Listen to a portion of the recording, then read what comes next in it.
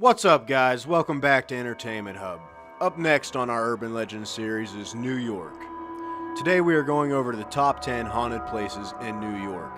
If you'd like a part 2 of this video, leave a comment below and tell me if you've ever been to one of these locations and what your experience was like. Don't forget to like and subscribe for new videos daily. Number 10. Letchworth Village, Thiels, New York. Letchworth Village is tucked away in a rural community where the state gave 2,362 acres of land to be used in the care of the mentally and physically disabled.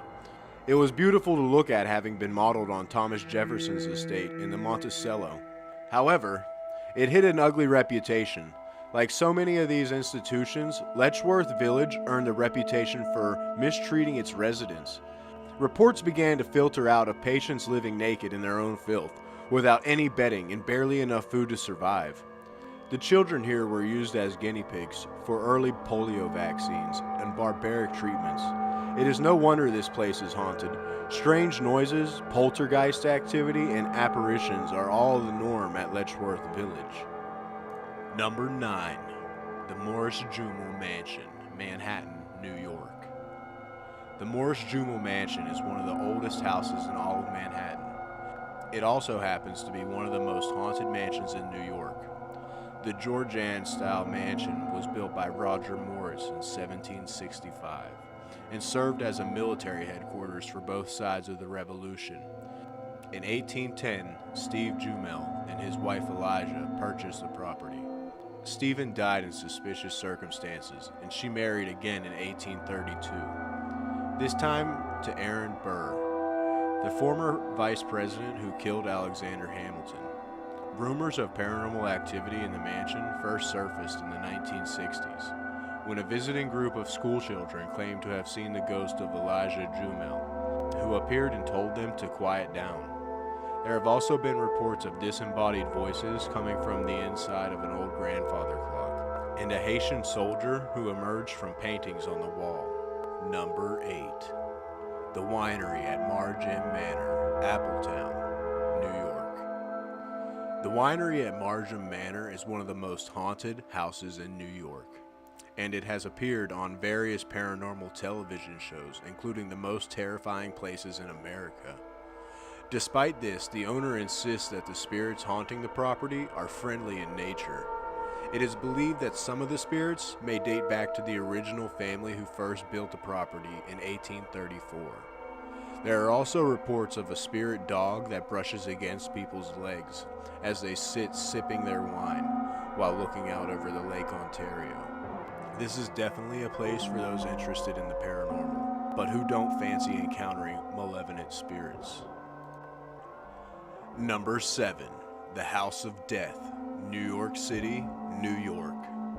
If you visit number 14 West 10th in New York City, you will happen upon a beautiful townhouse on a quiet street. You would never believe that this assuming home is one of the most haunted places in New York, with up to 22 different spirits dwelling inside. What has to be known as the House of Death. Mark Twain lived in this property between 1900 and 1901 and documented a number of supernatural experiences that he had. It comes as little surprise that the property is haunted, given its gruesome past.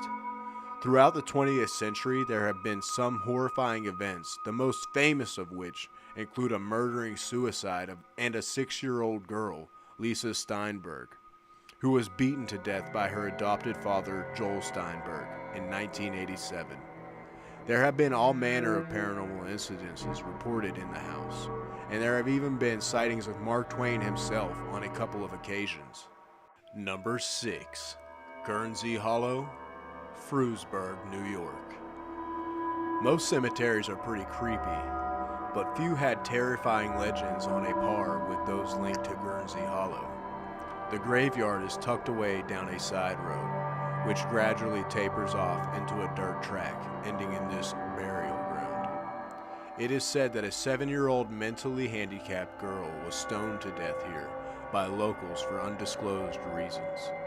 She is just one of the unusually high concentration of children that are buried here.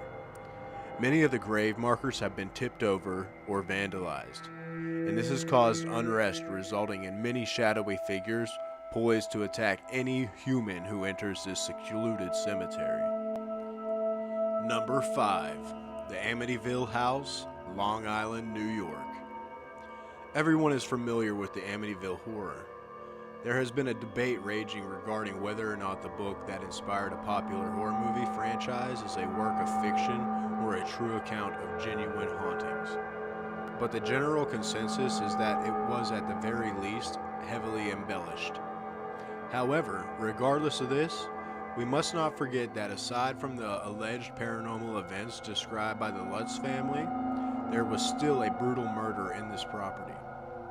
In 1974, Ronald DeFeo Jr. murdered 6 members of his family as they slept, claiming that the voices told him that they were plotting to murder him. This has to have left some kind of mark on the property, so genuine hauntings are not out of the question. Number 4. Utica State Hospital, Utica, New York. When Utica State Hospital opened in 1843, it was the first state-run hospital for the mentally ill. Back then it was called New York State Lunatic Asylum, and it was considered to be state-of-the-art for the time. However, like so many asylums of the era, the treatment of patients was anything but supportive or caring. It was routine for staff to perform lobotomies, electroshock therapy, and other inhumane treatment methods. The patients lived in filthy conditions and were confined to cramped accommodations with little to no medical care. This was the hospital where the Utica crib was invented. It was a long, shallow cage where agitated patients were placed to calm them down. It was also used as a punishment for undesirable behavior. The hospital has long since closed, but it is by no means empty.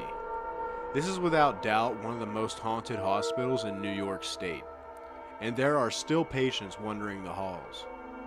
People have seen faces looking out the windows, and it is common to hear the patients screaming from the building. For the most part, the hospital is off limits, but on the occasion they do allow ghost tours and paranormal investigations to take place on the premises. Number 3. The Sagamore, Lake George, New York. The Sagamore is a grand hotel which sits on a private island overlooking Lake George. It seems like it would be the ideal spot for anyone who is looking for a little bit of rest and relaxation. However, it is one of the most haunted hotels in New York. It seems like former guests have made it their eternal resting place. You can rent a room in the hotel, but the chances are fair that you will not be alone in it. There are many ghost stories connected to the Victorian resort, including a little boy who loves to play outside. It has been suggested that this is the spirit of a little boy who used to find lost or abandoned golf balls and sell them back to the pro shop customers. However, 70 years ago, he was hit by a car while looking for golf balls and died instantly. He can often be seen on the grounds, and many guests have heard him giggling. Are you brave enough to spend the night in the Sagamore? Number 2. Landmark Theater, Syracuse, New York. The Landmark Theater is a grand formal movie house dating back to the 1920s. But behind the beautiful facade, there are restless spirits lying in wait, as this is one of the most haunted buildings in New York. There are at least 3 ghosts said to haunt the building. The most common one seen is Clarissa, an actress who died after falling from the balcony. You may also see Oscar, a stagehand who likes to flick the lights on and off. Number 1. Rolling Hills Asylum, East Bethany, New York. Rolling Hills Asylum is a 19th century poorhouse which has seen thousands of deaths. In fact, it is estimated that 1,700 bodies lie in an unmarked grave on the premises. When it was first opened in 1826, it was known as the Genesee County Poorhouse, where lunatics, paupers, and vagrants were put to work on the farm. It later became an infirmary, an orphanage, and a tuberculosis hospital, and a nursing home. It is now thought to be one of the most haunted buildings in New York, with a large amount of the paranormal activity seemingly centered on the psych ward, morgue, and the graveyard. One of the most commonly reported apparitions is a 7-foot-tall shadow man, which is believed to be the spirit of an inmate named Roy, who lived at the Rolling Hills Asylum for most of his life and died there in 1942. I hope everyone enjoyed the video. Which one of these would you go and visit? Or have you? Leave a comment below and tell me your experience. And don't forget to hit that like button and subscribe.